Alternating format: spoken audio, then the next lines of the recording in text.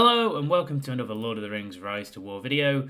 I am the player who plays as the Witch King under the mountain now, and this is my hour. And this is the second part in this series of this season, which is against the Lone Office predominantly so far, which is Atmi's crew.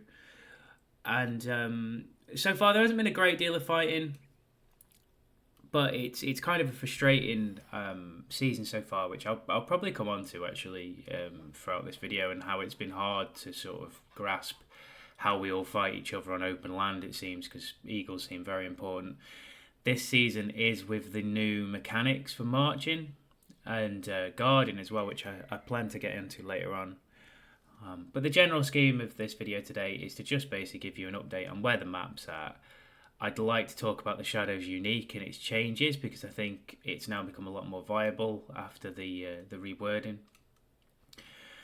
And to perhaps talk about Guard as well, because that seems to have changed. Just show a couple of battle reports in general about what we've sort of seen so far. Talk about the end of the Awakened Power event and the sort of kingdoms that have popped up on the map. So I'll start there and look at the kingdoms. So I am playing in Dobie this season, and I'm currently over here, but our kingdom was aptly called the Bank Robbers. Now, how do I put this? I wasn't involved in the naming of our kingdom, and if I was involved in the naming of our kingdom, I perhaps wouldn't have called it the Bank Robbers, bearing in mind that our main opponents are actually called the Lone Office. So there's a little bit of irony in there. They're made up of debt and banks, so I kind of get where we've gone. But in the same way, it's also sort of a bit of a war declaration, which I think everyone knew we were going to end up fighting them at some stage or another. But I don't know, maybe there was a cleverer way of naming the kingdom. But hey-ho, anyway, so that's the kingdom. So the map's changed a lot since the last time we were on. There was no kingdoms whatsoever, I don't think, formed. I think they were just about to be when I last did an update. So there's now quite a few. So there's our kingdom, which is this one here, and we started in this this sort of region around here, and then we sort of expanded up, and then we've kind of hit a stalling point because we can't go into the west because Meat created a kingdom at Orthunk, and we are trying to go a little bit into the east, but you can't go too far into the east because there is also this LGFS, the Police Department Kingdom, which is kind of around here, so we're a little bit stalled. And to be fair, the Lone Office Kingdom have got quite a decent amount of progress, and they've got a few capitals, as you can see, and they've got the Undeeps here, so this is where most of the fighting for this season's happened so far. That's quite a nice pin. The problem is these passes are so chunky that you struggle really to get through them. They're about 110 million apiece with 60 level 45 armies either side. So once they took these two crossings, they've kind of pinned themselves in the Undeeps, and we've been a little bit back and forward, but we haven't got through that crossing yet. But then I think apart from once, we haven't really tried. A couple other kingdoms of note is Echo's kingdom over here with their sort of partner fellowship. They're called the Meat Sweats. And I believe last night a couple of more were going to be formed. So you've got the Dune Kingdom that will get formed sometime today. And you have the Lost Fellowship, I think these are over here. How can I see that? Yeah, there you go. So the Lost Fellowship, which are also forming a kingdom today. So the Lone Office have kind of spread quite significantly. They've got the best production. I'll show that in a minute. But they're also kind of around the Karas-Galadron region, and they're kind of into Eriador. I'm not sure if that's going to mean that they do end up fighting me at some stage, because maybe they've overstretched a little bit in that direction. I'm not sure. So we'll see how that goes. But at the moment, there's quite a few kingdoms. It's been quite an active server, but I also think there's been a lot of frustration around the fighting mechanics, because a lot of it so far has been eagle warfare and a little bit of ground troop warfare. But as I'll try and show you from this crossing, because not that I'm saying it's boring, because that would be a little bit unfair on the game and its new mechanics, but let's just go to here. So this has been the best pin so far. My problem with this is, because of the activity, we're quite EU based and they're quite North American based. Not a great deal actually happens here for quite a few hours a day. You just see a load of people standing there. looking at each other until someone sends over some eagles or something like that, and then someone gets hit, and that's about it. I feel like we need a good ground war to sort of kick the season off, to be honest. I did have a 4 here. It got destroyed last night while we were taking the keep. They did sort of get across to here, and then we pushed them back. Just to touch on while I'm here, the guard function. And I'm not entirely sure this is the case, but I think people have been looking at it and how people land. So if a tile or a crossing is owned by, in this case, because it's a kingdom, your sort of sister fellowship, which in our case is Axed, they seem to take priority on who gets hit on the crossing or the tile. So say if you land here in the past, say if you literally just landed, there's an army coming in to the crossing and you hit guard, that army would hit you because you were the last person to land on the timestamp. Doesn't seem to work that way now. It seems to work whereby it prioritizes whichever fellowship owns the tile, and then once those armies have gone from that fellowship, then it kicks into prioritizing the other fellowship. So it's just a sort of different mechanic really, which I think people are still getting used to, but it's a little bit frustrating when you're trying to guard to cover people. So I suppose while I'm talking about mechanics, I don't think there's any clues in it that there is some frustration at the moment around the march times. I don't think the new march system is bad, but if you sort of don't. If you aren't close to the front, which I do need to move today, I figured I'd make this video before I moved so people didn't know where I am.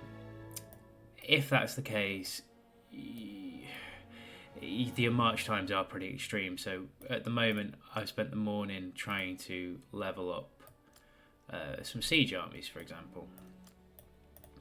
And if I just find a level 20, hopefully, that's miles away. That's also miles away. That's also miles away. That's even further away.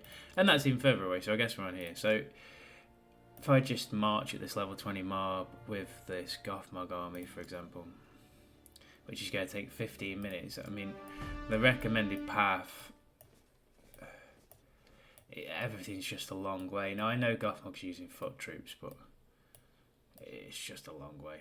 It's actually 22 minutes, so it's frustrating that everything takes a little bit longer. I get it, they've tried to make it realistic, but the sort of path that things take now, like round the side of mountains and things, if you're not using eagles, it can take forever. On that note, though, I mean, look, trying to be positive about the game as it has changed, and that's just, I think, the way it's going to be going forward. Has it been fun? Yes. Has some of the new mechanics been fun? Yes, it has. So I wouldn't complain too much about it, really, but it's just to bear in mind, if you're going to go into these seasons, the new ones, the Kingdoms ones, they are slightly more long-winded in how you fight, and you do have to move to the front to be productive, really. Awakened Powers just finished, so this is the top sort of 10.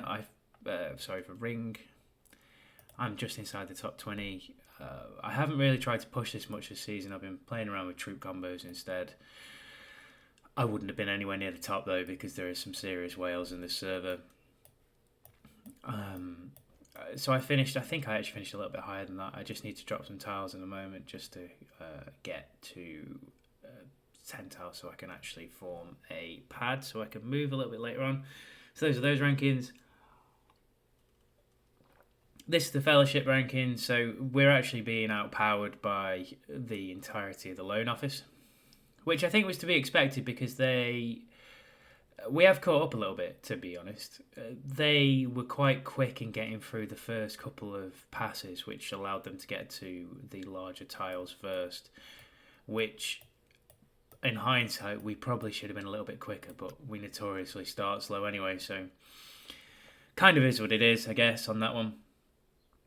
We've had a few fights, a few decent ones. I'll sort of pick through this morning. So that was a couple just where we're at the crossing. A lot of this is just me trying to level up on mobs. I haven't had too many fights in the last few days. Let's see if I can just filter it by PvP.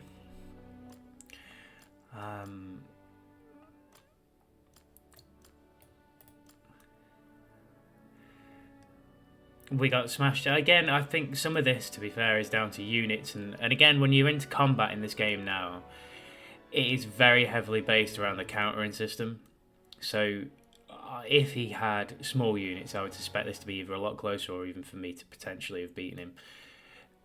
By him having eagles, I just got wrecked. But to be fair to London, it is a pretty impressive combo. Although I get why, but I mean, some classic quoted. It's just not quite whaling properly, London. Come on, be fair to yourself. And there's decent Palantir, but all his gear is pretty incredible, to be honest. We've seen better, and there is some serious whales in here that I will try and pick through shortly. But as you can see, we've had a few okay-ish fights. This guy's a serious whale.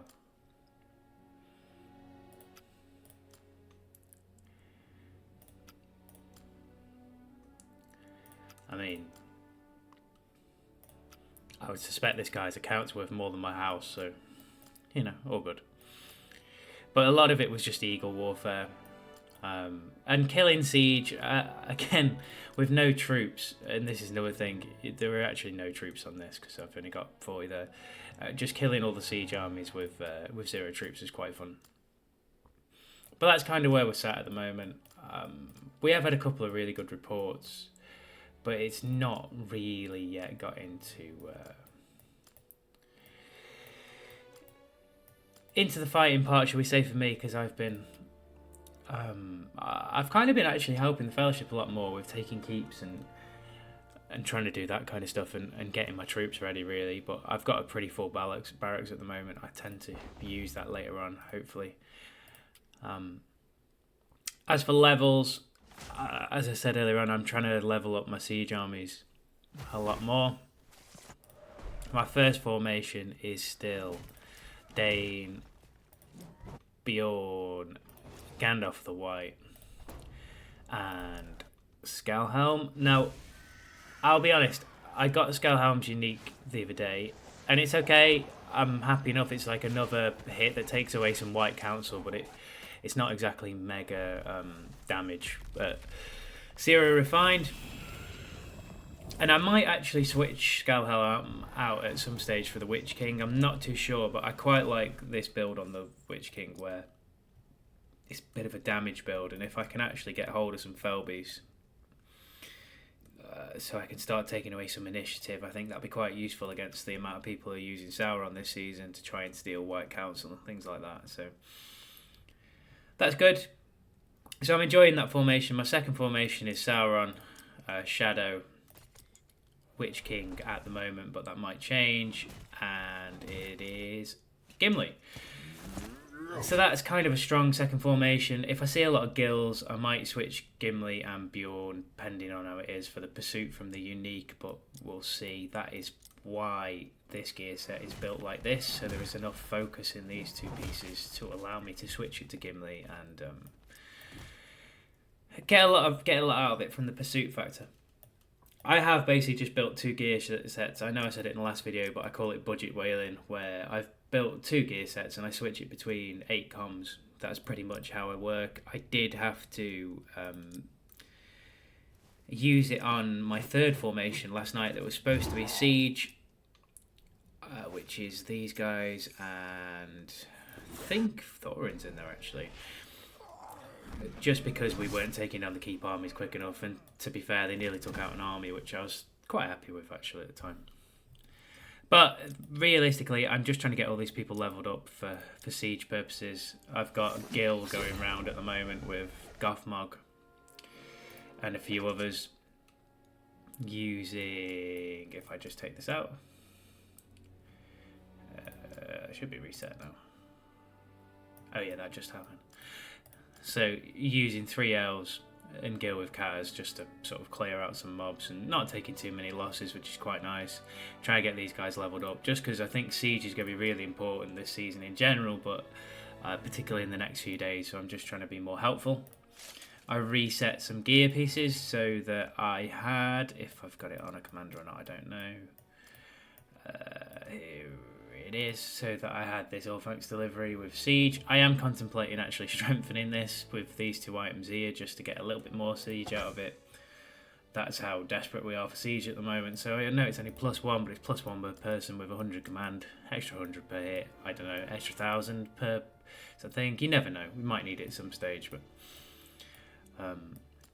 so that's my Siege.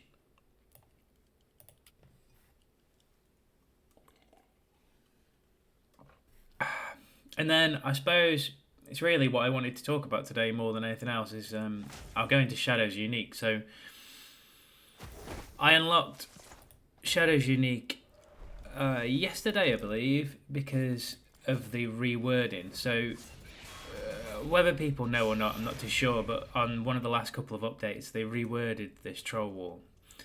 So it's now at the start of each round, if allied trolls are present in the army, which is now all parts of the formation, so any one of the commanders rather than himself, which it was before, the next instance of damage received by the commander's formation is -6.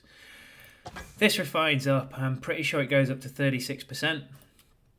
I will probably try and refine that now I know that it works. So don't get me wrong, the extra stats are quite nice on Shadow because it's got a bit of extra attack.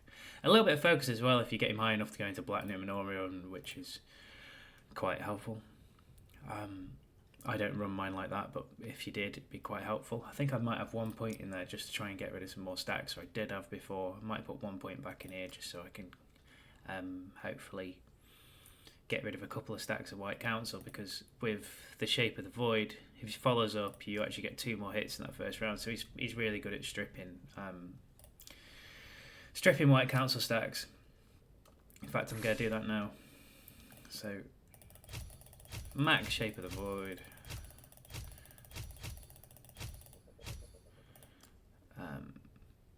I'm going to put 1 point in Platinum and Orion.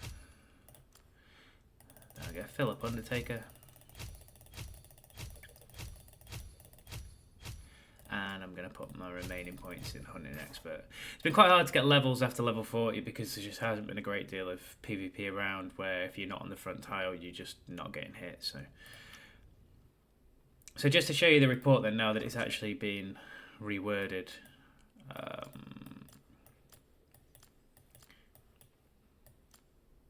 It was... Where's Sauron and all this? Sorry, there he is. So what I did was I put trolls on Sauron, just so that basically he is tanking. The trolls is something that I'm quite liking the look of this season as a tank, potentially, as people are using more of that cav build, so try to get some large units in there, it would be quite nice. He's tanking basically for these 3 units. Losses were pretty minimal, to be honest, considering it's a level 35 mob, but I'd probably like to lose a little bit less. But it's not too bad. So if we just look into the report, you will see in the prep phase, if I can find the shadow. I feel like they need a filter button on here so that you can just filter via commander. Make things so much better. If there's a little drop down box, you just go, the shadow, this is what happened to him in this fight. That'd be so much better. There you go. So Troll Walls takes effect now, which it wouldn't have done before unless the trolls are on himself. And then it's stacked on him. So if we go to... The only issue with using trolls like this is that with them tanking, it's actually quite hard to get a hit on Shadow to actually show you that it's working on him. But if I just go to the start of round 2, I'm pretty sure it's the first thing that comes up. So there you go. So Formation 1 triggers the Shadow. Formation 4's Troll Wall effect. The Shadow Formation 4 will grant damage received minus before receiving all damage. So there you go. So same for the Guard of the Tower. So basically, with them taunting, it's a little bit more awkward. It might be worth finding something like a half troll or something bulky, but still allowing to have that effect. Perhaps not for the taunt, I don't know.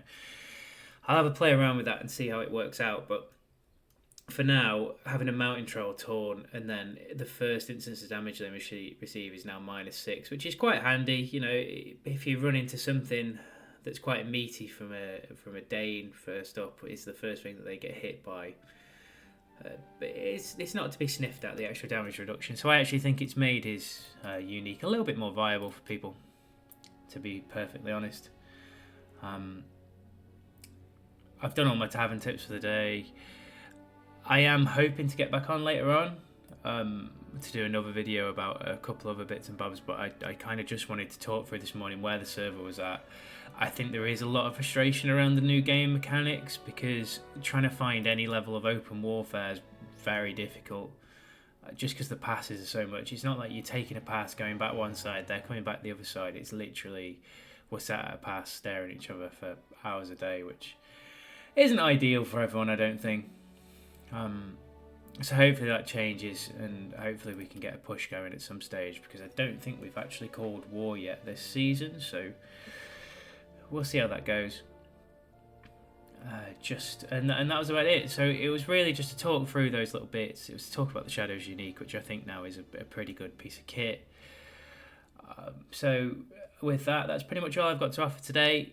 I hope you've enjoyed the video. I hope it's been informative. And as always, if in doubt, always follow your nose.